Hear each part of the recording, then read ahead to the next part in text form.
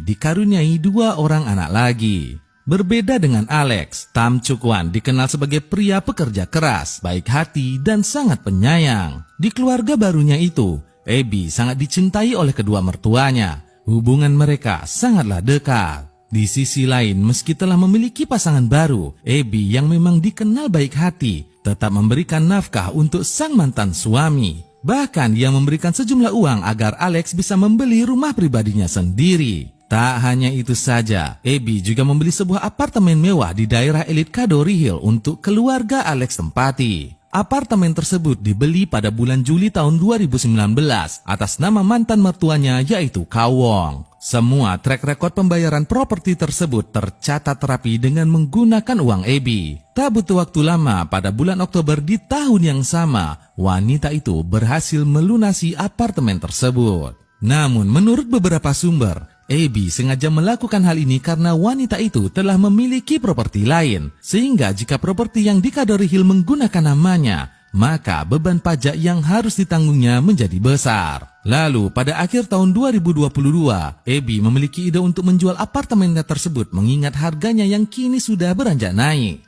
Ibu 4 anak ini meminta masukan kepada penasihat hukum. Sang pengacara memberitahu bahwa Abby bisa melakukan penjualan meski apartemen atas nama orang lain, asalkan ia punya cukup bukti bahwa pembayaran memang dilakukan olehnya sendiri. Abby pun mulai melibatkan agen real estate untuk mencari pembeli potensial. Namun di sisi lain, keputusan penjualan tersebut dikecam oleh keluarga Alex, termasuk sang mantan ibu mertua bernama Jenny Lee. Meskipun Abby sebenarnya telah menyiapkan apartemen lain untuk mereka tempati, tetap saja keluarga Alex menolak itu semua. Permasalahan jual beli properti ini membuat hubungan Abby dan sang mantan mertua menjadi renggang. Suatu hari salah satu supir tiba-tiba mengundurkan diri. Keluarga Alex kemudian mengusulkan agar Tony yang merupakan kakak kandung Alex untuk bekerja menjadi sopir pengganti. Tanpa pikir panjang, Abby pun menyetujui permintaan ini. Kemudian siang hari pada tanggal 21 Februari tahun 2023, Abby berencana untuk menjemput putrinya di Hong Kong Science Park di kawasan Taipo. Saat itu dari rekaman CCTV pada pukul 14.15, terlihat Abby Choi keluar dan berdiri menggunakan baju putih lengan panjang, celana putih, sendal putih, dan tas berwarna ungu. Tak lama kemudian sebuah mobil Alphard putih mendekat ke arahnya.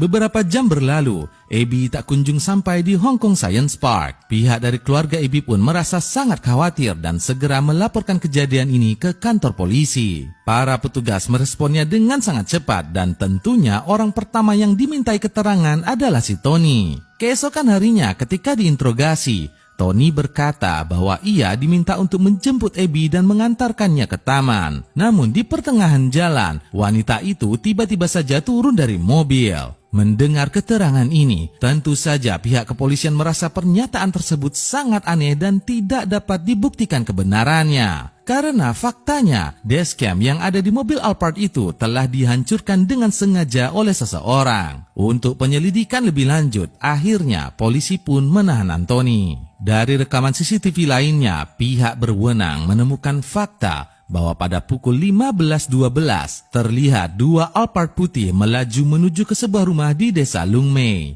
Tak lama setelah itu, rekaman CCTV memperlihatkan Anthony yang sedang membawa sebuah kotak plastik putih dan memasukkannya ke dalam mobil, lalu pria tersebut pun pergi dari tempat itu. Petugas kepolisian melanjutkan penyelidikan mereka dengan meminta keterangan dari pihak keluarga Alex. Tapi semua ucapan mereka sangat tidak masuk akal. Polisi pun berkata kepada awak media, "Setelah menerima laporan orang hilang, kami menghubungi ipar dan mertua Abby. Namun penyelidikan terhalang karena ketiganya memberikan pernyataan yang salah dan menyesatkan." Lalu pada tanggal 24 Februari, setelah mendapatkan petunjuk yang sangat kuat, polisi pun menggerebek rumah di desa Lung Mei tersebut. Sesampainya di sana, petugas melihat dinding dan lantai rumah ditutupi dengan menggunakan terpal plastik. Polisi juga menemukan mesin penggilingan daging, gergaji listrik, 2 panci berukuran cukup besar, 2 mesin penghalus daging, palu, face shield, jas hujan berwarna hitam, tas, KTP, dan kartu kredit milik Abby. Saat memeriksa sebuah kulkas, bulu kuduk polisi yang melakukan pemeriksaan langsung berdiri. Di sana mereka melihat potongan kaki Abby. Namun bagian lain seperti kepala, badan, dan tangannya belum ditemukan. Di parkiran rumah, polisi juga melihat mobil Alphard yang sama persis dengan mobil yang terekam di CCTV. Setelah diperiksa, banyak ceceran noda merah di